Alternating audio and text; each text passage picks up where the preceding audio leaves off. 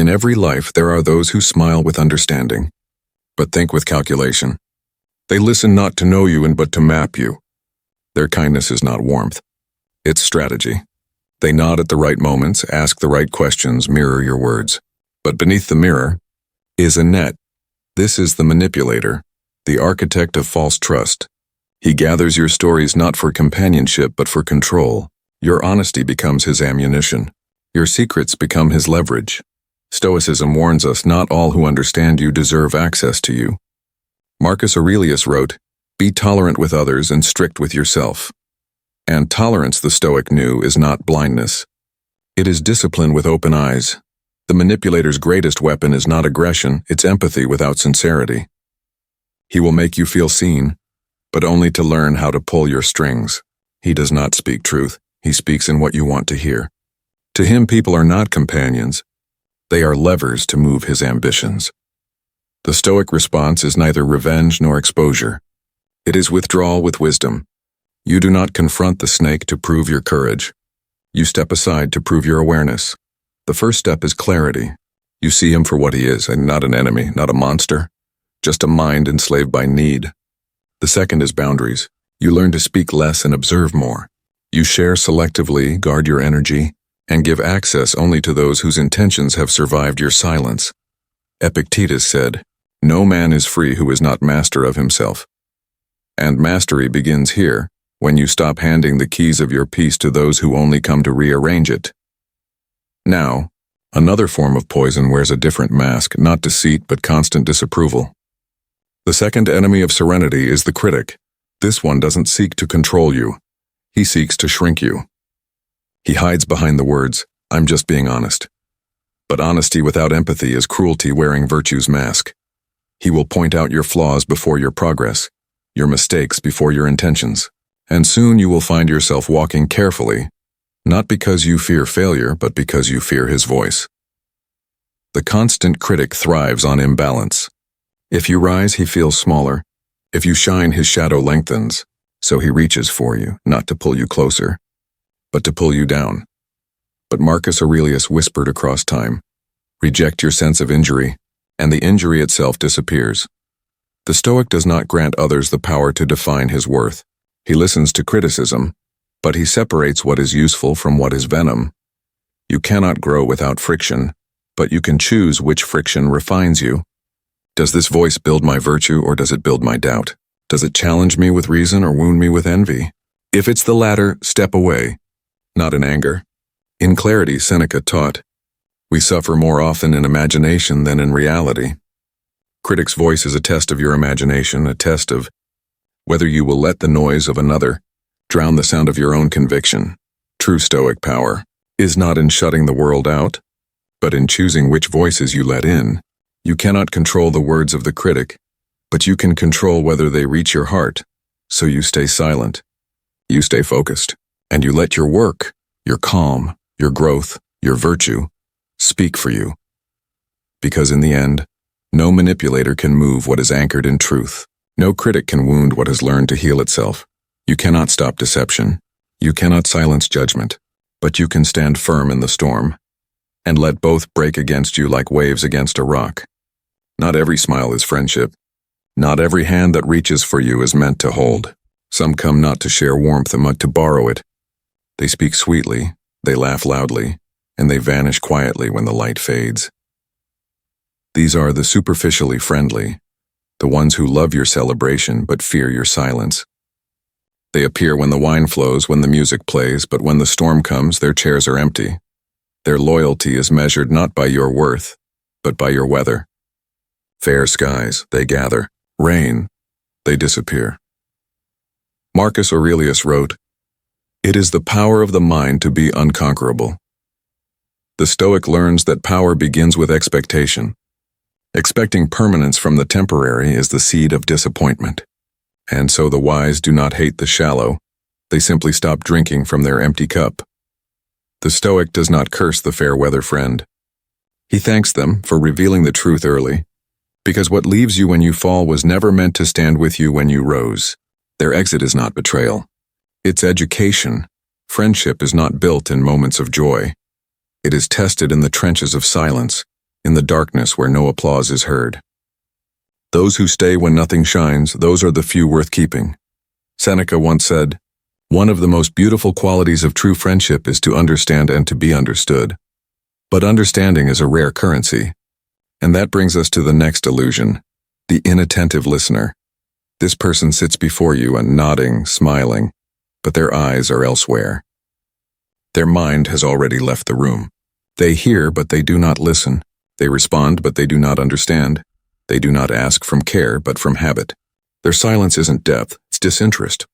And you will learn that nothing starves the soul faster than speaking truth to someone who isn't truly there. Epictetus wrote, "We have 2 ears and 1 mouth so that we can listen twice as much as we speak." To listen is to love. To pay attention is to honor. And so the inattentive listener is not evil, soon only empty. They wander through life hearing words but never receiving wisdom. The Stoic must learn not to chase the ears of the world, because the truth does not need to be heard to be true. It only needs to be lived. In a world that rewards noise, silence becomes rebellion. When others rush to reply, the wise pause to absorb. When others seek to be seen, the Stoic seeks to see. You will realize something sacred. The rarest kind of person is not the one who speaks well, but the one who listens well. The one who gives their attention fully, not as an exchange, but as a gift. These are the souls who see beyond words, who hear what remains unsaid. To be seen by them is to be restored. To be unseen by the rest is no loss at all. So the Stoic withdraws, not from people, but from pretense. He seeks fewer voices, deeper souls, longer silences. He stops expecting others to fill the void, and learns to fill it himself. Marcus Aurelius reminded us, the soul becomes dyed with the color of its thoughts. Surround yourself, then, with those who bring light to your thoughts, not those who dim them with shallowness and noise. The shallow and the unseeing will always exist. They are part of the test.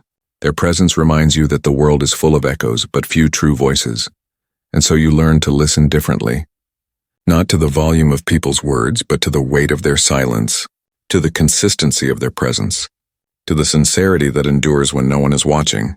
True friendship is quiet. It is patient. It is built in the spaces between words. The Stoic walks with few, but each step echoes for eternity. Be tolerant with others and strict with yourself. Marcus Aurelius. The world will test your kindness. It will place before you those who feel nothing. Faces carved from stone, eyes that do not warm, voices that speak without soul. These are the cold-hearted. They do not burn because they never light fires. They survive through indifference, through absence, through the illusion that feeling nothing is strength. But the Stoics taught us that emptiness is not mastery, it is decay. True mastery does not mean the absence of emotion, it means the command of it. Marcus Aurelius wrote, "A man's worth is measured by the things he lets pass without anger." The cold-hearted confuse numbness for wisdom. But numbness is not wisdom, it's retreat. It's fear wearing the mask of composure. They will test your empathy. They will make you doubt your warmth. They will make you question whether compassion is weakness. But the Stoic knows empathy is not surrender. It is strength in its most disciplined form. To feel deeply and yet remain steady, that is power. To see pain and not turn away, and that is courage. The Stoic's heart is not frozen. It is forged in restraint, forged in patience, forged in the knowledge that emotion can serve virtue, but never rule it. And yet if the cold-hearted test your warmth, another kind of person will test your calm, the irritator. These are the ones who provoke not from conviction but from hunger, a hunger for reaction. Their peace comes only when yours is disturbed. Their power lives in your attention. They will poke, interrupt, complain, criticize what they do not understand. They will press every button just to see if it still works. Epictetus taught, "It's not what happens to you but how you react to it that matters." The irritator is the universe's test of this truth. He does not harm you with words. He invites you to harm yourself by responding. His weapon is not the insult. It's your reaction. The Stoic learns to see such people as teachers in disguise. They train your composure. They sharpen your restraint. Every time you refuse to engage, your discipline grows because silence in the face of provocation is not weakness. It is sovereignty. Seneca said, A wise man is content with his lot, whatever it may be, without wishing for what he has not. This applies not only to fortune, but to emotion. You must learn to be content even when the air around you burns with noise. The irritator cannot find purchase in a calm soul. His words fall away like arrows striking marble. He grows louder, more desperate. But you no longer live where he aims his fire. The one who angers you controls you, and anger left unchecked builds prisons inside the mind. The Stoic builds windows instead, openings where light and reason enter. The cold-hearted tried to kill your warmth. The irritator tried to steal your calm, but neither succeeded, because mastery is not built in peace and it's built in provocation. And every moment you choose restraint, you reinforce the fortress within your soul. Marcus Aurelius wrote, "You have power over your mind, not outside events. Realize this and you will find strength. The truly strong do not control others. They control themselves. The truly powerful do not need to dominate. They need only decide. When you master calm, the world loses its hold on you. When you master restraint, you walk through storms untouched. When you master reaction, you become what every irritator fears most, a man who cannot be moved." There is a kind of person who never leaves the battlefield of their own mind. They live surrounded by invisible wounds, not because the world keeps hurting them, but because they keep reopening the same scars. This is the eternal victim. They do not seek healing. They seek witnesses. They do not want understanding. They want sympathy that never ends. The victim is addicted to their pain. They find comfort in misery because it gives them identity. If they are not suffering, who are they? If no one is watching, do they even exist? The Stoics pitied such souls, not with contempt but with clarity. Seneca wrote, "It is not the man who has too little, but the man who craves more that is poor." The victim does not crave peace. They crave attention, and attention is a hunger that no amount of feeding can satisfy. The Stoic must learn compassion without entanglement. You may offer kindness but not your energy. You may listen but not absorb. For if you take their suffering into yourself, it will not heal them. It will only consume you. You cannot save those who love their chains. You cannot carry those who refuse to stand. And sometimes mercy is not in holding them, but in letting them learn the strength of standing alone. Marcus Aurelius wrote, "If it is not right, do not do it. If it is not true, do not say it." To the Stoic, false pity is a lie, and indulging endless self-pity in others is no act of virtue. Virtue is not softness. Virtue is truth spoken with quiet compassion. But if the victim drains your peace with sorrow, there is another kind who poisons it with deceit. They smile while holding daggers. They praise you in person and curse you in absence. They are the two-faced. Deception is as old as mankind, but the Stoics saw through it long before it was named betrayal. For lies can only live where truth seeks validation. The two-faced thrive on illusion. They perform virtue, but only when seen. Their loyalty is a transaction, their kindness a performance. They will bow to power, flatter authority, and gossip in corners. How does the Stoic respond? Not with outrage, but with observation. He does not waste his fire proving truth to liars. He lets their inconsistency expose them. The wise do not chase masks. They wait for masks to fall, Seneca warned. Associate with those who will make a better man of you. Therefore, remove yourself from those who thrive in duplicity. Distance is not cruelty, it is hygiene. For deceit is a disease that spreads through proximity. And yet, you must not grow bitter. Do not let the traitor turn you into what he is. Because betrayal is not the fall of virtue, it is the test of it. When someone betrays your kindness, you do not lose your worth. They reveal theirs. When someone lies about you, you do not need to defend truth. Truth, like light, is patient. It waits, it always returns. To forgive the two-faced is not weakness. It is sovereignty. Forgiveness is the refusal to let them live rent-free in your soul. You release them, not because they deserve peace, but because you do. Marcus Aurelius reminded himself, "When you wake up in the morning, tell yourself the people I deal with today will be meddling, ungrateful, arrogant, deceitful, envious, and unsocial." He said this not with despair, but with acceptance. He did not expect the world to be virtuous. He expected himself to be. That is the Stoic's advantage. You cannot be betrayed by what you never idolized. You cannot be wounded by what you never clung to. and you cannot be deceived by what you already see clearly. So when they whisper, let them. When they plot, step aside. When they lie, remain still. Because in time masks fall, words fade, and only character endures. The victim remains chained to their pain. The two-faced remain trapped in their deceit, but you remain free. The best revenge is to be unlike your enemy. Marcus Aurelius. There are people whose very presence feels heavy, not because of what they do, but because of what they are. They carry storms within them, unspoken, unhealed, unending. And they bring those storms wherever they go. These are the toxic souls, not always loud, not always cruel, but always consuming. The Stoics would call them souls untrained in virtue. They have not learned to master their emotions, so their emotions master everyone near them. They feed on attention, on argument, on the chaos they create.